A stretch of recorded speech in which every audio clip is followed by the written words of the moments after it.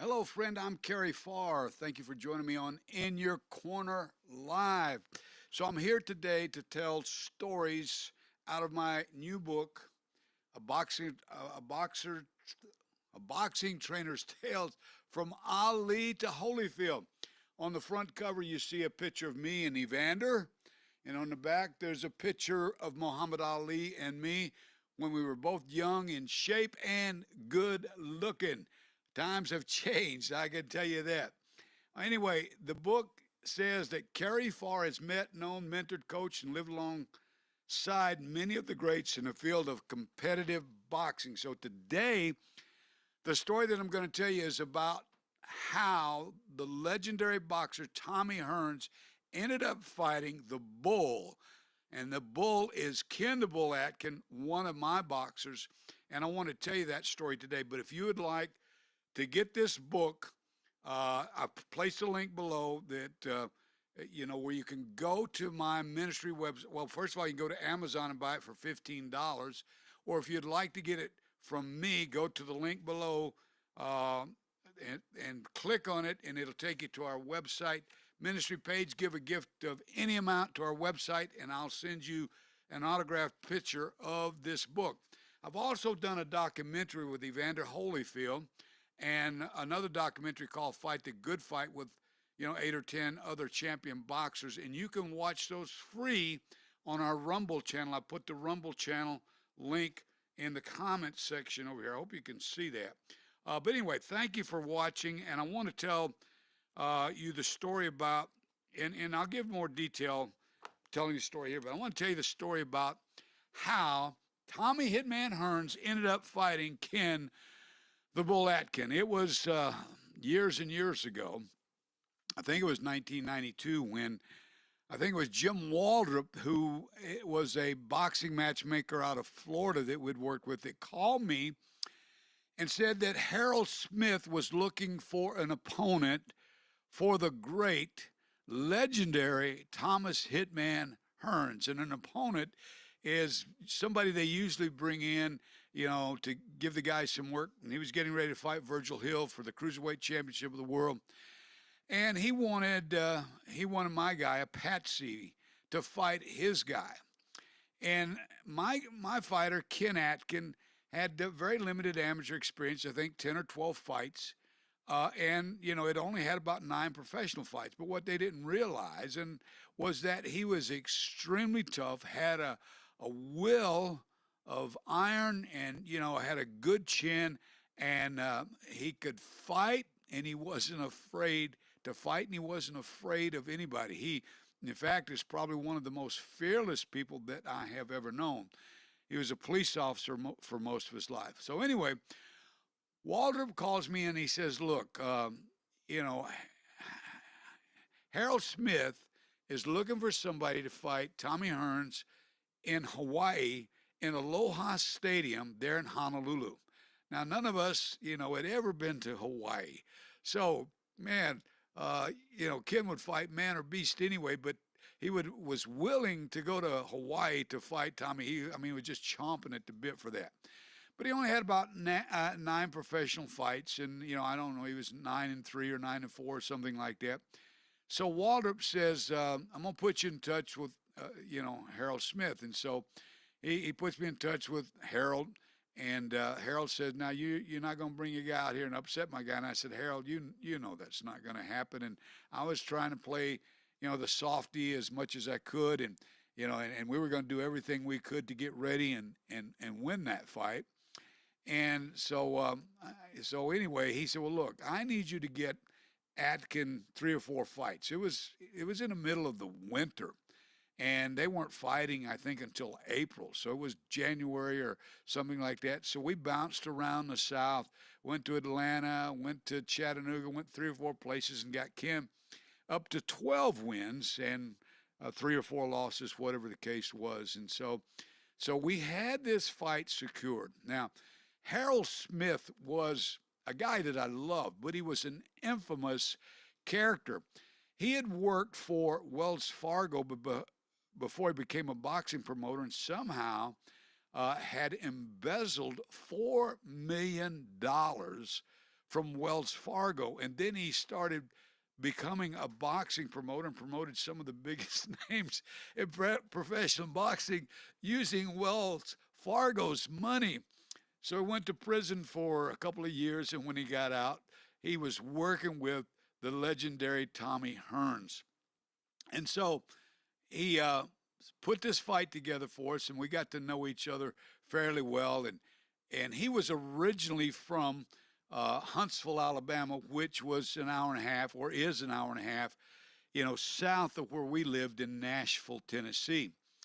And so Harold was a country guy, and he called me and he said, "Hey, Kerry, when you come out here, bring me one of them country hams." So I went and bought Harold a country ham, and we flew to Los Angeles. On our way to Hawaii, I took that country ham to Harold.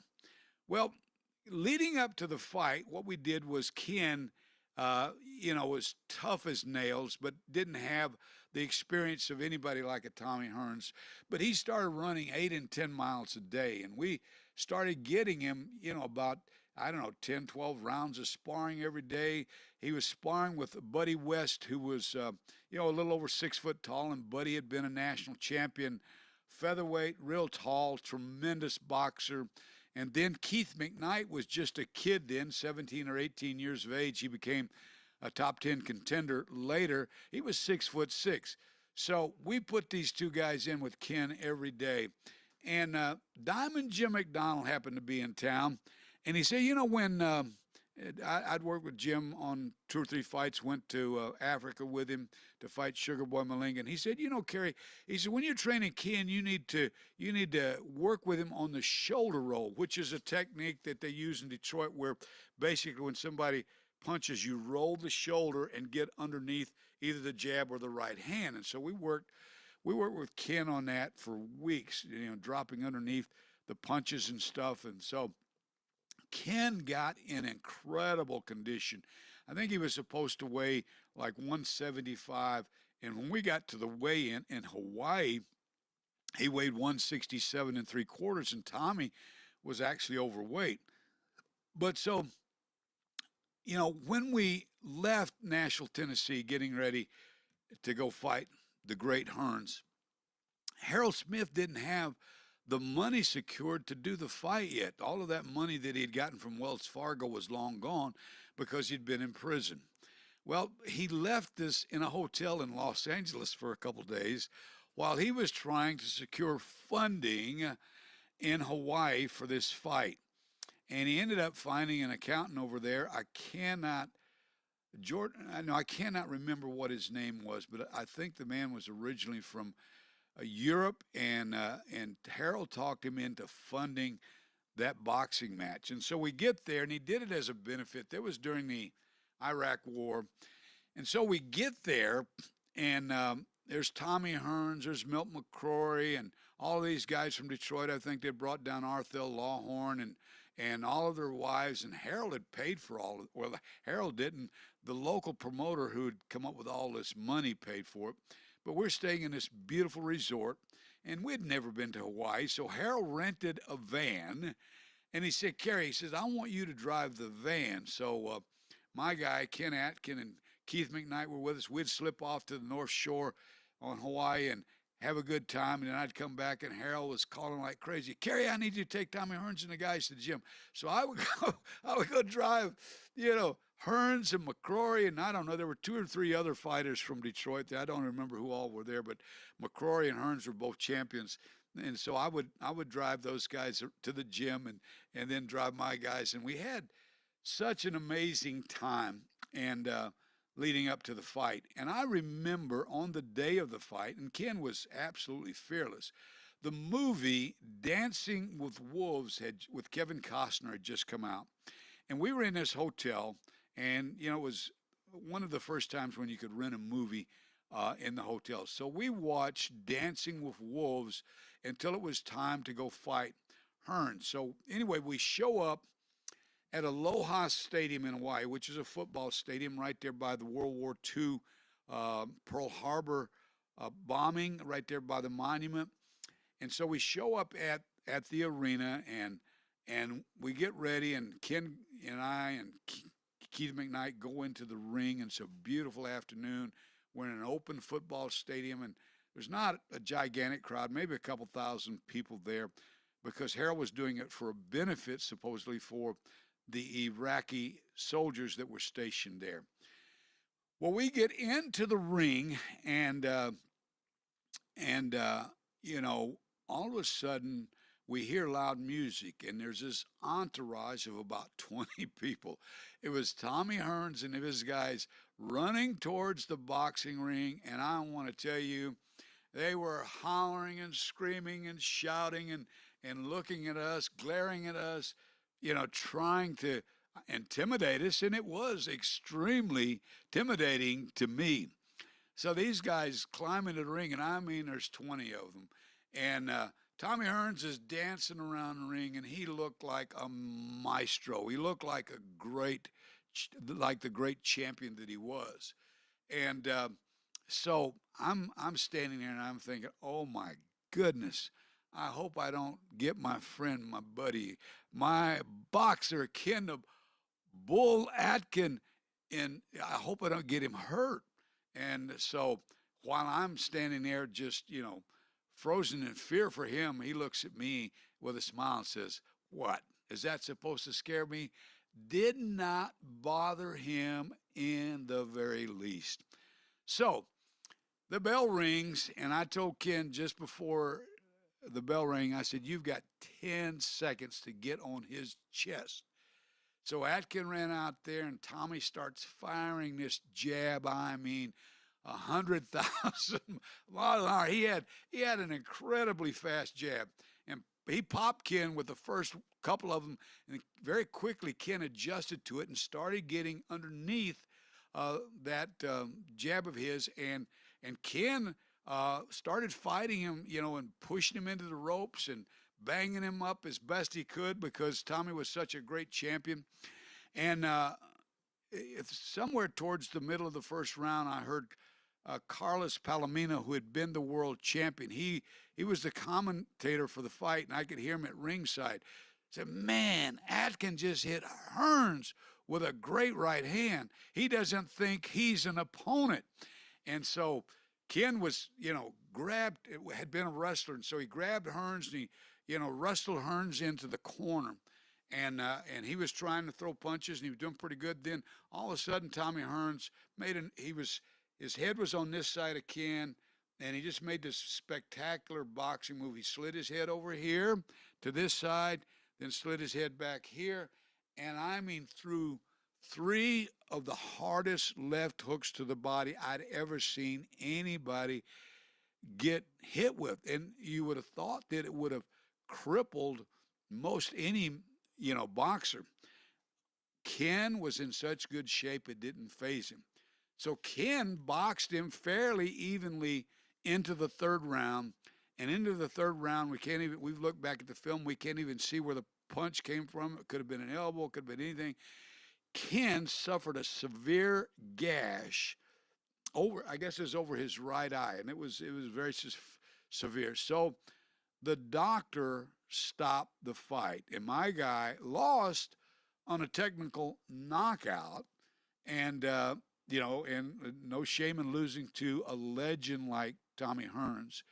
And you know, it was just such an honor. Later on, Ken was able to win the World Boxing Federation Light Heavyweight Championship. It wasn't as well known as the WBC or the WBA, but he won a piece of the title. And Tommy Hearns, you know, I had a couple of 8x10s of Tommy and Ken in the ring, and I sent one to Harold Smith, and I said, "Would you get Tommy to sign this?" And Tommy signed it, said, "Good luck, no rematch, Tommy Hearns." And so it was just a fabulous tribute. And of course, Hearns wasn't afraid, but he was making Ken feel good about himself. I would like to ask you today to pray for Ken the Bull Atkin. He's 62 years of age now. He's just got through battling over the last 4 or 5 years prostate cancer, and now he's going into kidney failure, and they believe that he's going to have a kidney transplant. And he's my buddy, been my friend for all of these years. You know, that's 30 years ago that this happened, more than 30 years ago. So pray for Ken the Bull Atkin. And if you would like my book, A Boxing Trainer's Tales from Ali to Holyfield, you can go to the link right there. That'll take you to Amazon.com and buy it for $15. Or you can go to our website at inyourcorner.tv and donate any amount, and I will send you a copy of this book. Now, we've also done several documentaries. I did one with the great Evander Holyfield. That's I've got a picture of he and I on the cover, and that documentary is available for free on our Rumble channel, and the link is right there. All you got to do is click on that Rumble link and go over there and watch that video. Then that documentary, absolutely free. And then there's another one there called Fight the Good Fight that I did with 7 or 8 other champions, and you can watch it for free. And I've got all kinds of boxing content and boxing stories there. Thank you so much for watching, and all of these stories that I tell will be available at our Rumble channel, so the link is here. Thank you so much. We'll look forward to seeing you on the next edition of In Your Corner.